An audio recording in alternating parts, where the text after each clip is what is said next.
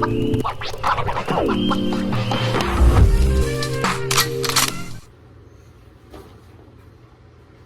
everyone, welcome back to another episode of Hey Buck Outdoors.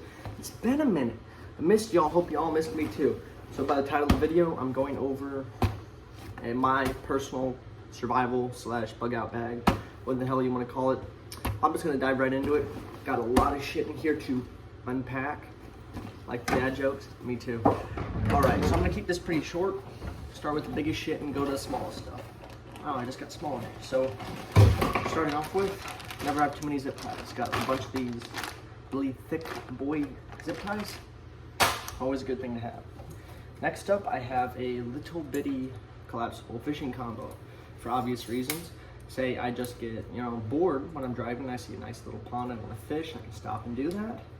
I got this given to me as a gift when I came back from my trip overseas. A buddy of mine didn't want it anymore, so he gave it to me. So it got like 10-pound line on it. Probably gonna have to switch that up, but nonetheless, it's better than nothing. To go with that, where's the fishing gear? I have this little bitty tackle box with a bunch of knickknacks and little fishy thingamabobbers. Nothing crazy. It's enough to get you by though. For example, if you had to catch fish to fry up, you can definitely do it with this. I've never fished too much here in California. Actually, I've never fished here at all, but I'm sure I could figure it out with this. Next up, I'm just literally pulling shit out of the bag. So there's no particular order I'm going in, so hold on. I got this when I was overseas too. They're throwing shit out, and I've got this little surgical kit. I don't even think I'd ever need a chest tube insertion kit or a compact wound seal for going fishing or driving in my car, but nonetheless I have it. Okay, what else? Little first aid kit, just all your bandages, a little bit of gauze, antibacterial ointment, good stuff in case you get a little boo-boo when you're out there fishing or hunting or whatever. Next, I have a warming layer. I got this little Realtree hoodie. Never have too many warming layers, especially in California. Air is very dry out here. It gets kind of cold at night, and that can be kind of a pain in the ass if you're in shorts and t-shirt like I am now. Put that back there. Next thing, probably one of the most important things in here. There's like three most important things in here I'll pull out at the very end. But 550 paracord. And one of the main uses of this bag too is that if my car breaks down, right, and I have to pitch shelter or something for the night, or I don't fucking know. But the reason I want orange paracord if I'm trying to be found, if I blend in with the environment, that's no good if I'm trying to be found, right? So orange paracord for the win, right there. Got a little cooking cup, put some water in, boil some rice or some noodles, just in case I need to, stay out there for the night and I get a little bit hungry. Have myself a little hammock here, paired with the paracord. This would make a pretty good sleeping situation if I didn't want to just lay in the back of my car, because I am keeping all this stuff in my trunk. But say I didn't want to necessarily lay in there, say it was the middle of the day, wanted to find some shade, pitch this. It's a Grand Trunk. Have used this. It is pretty nice, all things considered. I mean, definitely not like a five-star hotel, but it'll get you by. Let's see what else we have in here. Got some glow sticks, chem lights, whatever you want to call them. I have, I think, 5 in here, 6. I have more on the bed behind me, as you can see. But yeah, just literally crack these, shake them, and throw them on the ground, and you've got a little bit of light to get you through the night. So that is all for this big compartment. We're gonna move over here to the smaller one. Oh yeah, on the outside I have a little, I think this is a 24-ounce water bottle. So obviously, if you just fill that up before you go out, I always recommend you should at least have probably 4 to 5 water bottles, even if you're just going out for the day in your car. Never know what's gonna happen if you get thirsty. You need water to live. For example, if I forgot the hammock or say I didn't want to use it, I also have an emergency reflective tent for the ground. Say I've got more than one person with me. This might do pretty well. It comes with the little tarp thing you can see here, and it comes with a piece of rope tied to 2 trees. Now, being in California, especially the part that I'm in, there's not a lot of trees and woodland type stuff. There's here and there, but I could definitely make that work, tie it off to something, maybe one end of the car, one end to something else. But yep, it'll get me by.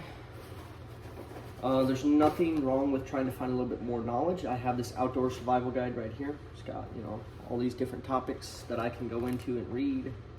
Pretty fun stuff. Pick that up at Bass Pro for like 15 bucks. Especially if you're just fishing, especially if you catfish or something and you're just waiting around all day. It doesn't hurt to learn something about the outdoors. Got some electrical tape. This stuff is worth its weight in gold in some situations if you have to fix your car. Got a spoon for that little cooking cup. That way if I have like rice or noodles or something, I can eat it. All right. Sorry if my hands are a little bit jittery. I'm off of a pot of coffee and 2 shots of espresso right now, so I am zipping. One of the last things we have in here is this little water purification tablets, like these iodine tablets. You know, this stuff will save your ass. It really will. For example, I'm in the middle of the desert. There's not much water, and what water there is probably going to be pretty polluted with some chemical or whatever it may be. This stuff, I think you put 2 tablets for, let's read. 2 tablets per 1 quart of water, and you let it wait 5 minutes, shake container, and then you wait 30 minutes before drinking. So it's pretty easy. I mean, you have this stuff, I think I have like 50 tablets or something in here, so that would definitely last me at least a week, maybe less, depending on how much water I'm drinking. But one last thing,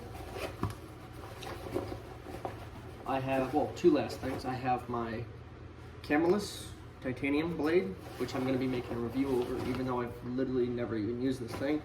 And this little Gerber truss, I have made a video over that and carried it literally all the way across the world and back, and it's done me pretty well, so I figured it gets the honor of going in here. This little how do you say that? Camelus? It's a good little survival blade, I guess. One thing I do need to pick up for this to go and pair with this is a nice sharpening stone. I mean, it would get me by. It's a little bit thicker, which I like, but you know, overall not too shabby. The holster though leaves much to be desired. It's like this nylon BS. I'm not a big fan of that. Either give me Kydex or leather. Yeah, I might see if my buddy can make me another leather holster for this one. But yeah, that is everything I'm gonna be carrying in this survival pack. Now, honestly, I think I paid for the stuff I did pay for, like $200 for all that. And you know, you don't have to buy it all at once. Obviously, you can build stuff over time. Half the stuff I just, you know, picked up here and there from gifts from buddies, or just, you know, I was in the right place at the right time. I would recommend, if you have your own vehicle, especially if it's an older vehicle like mine, and you're new to driving, you moved away from home, and there's always a chance your car is going to break down, right? Never hurts to have a little bit of extra gear in the back of your car to have just in case you have to spend the night on the side of the road. I mean, I've got food, water, tent, little hammock, all that stuff. So that's got me prepared for anything I'd probably need to face on the highway. Now, obviously, if you're not in a place like California, I'm in the military. I can't just keep a gun in my car like I could back in Missouri. But if I lived back in Missouri still, I'd probably have a .22 pistol in there as well, and about 50 shots of ammo. Hope you all enjoyed today's video. Please stay tuned. I've got a couple more vlogs coming your way. Yeah. If you haven't subscribed, please do so already. As always, I love you guys. Please have a fantastic day.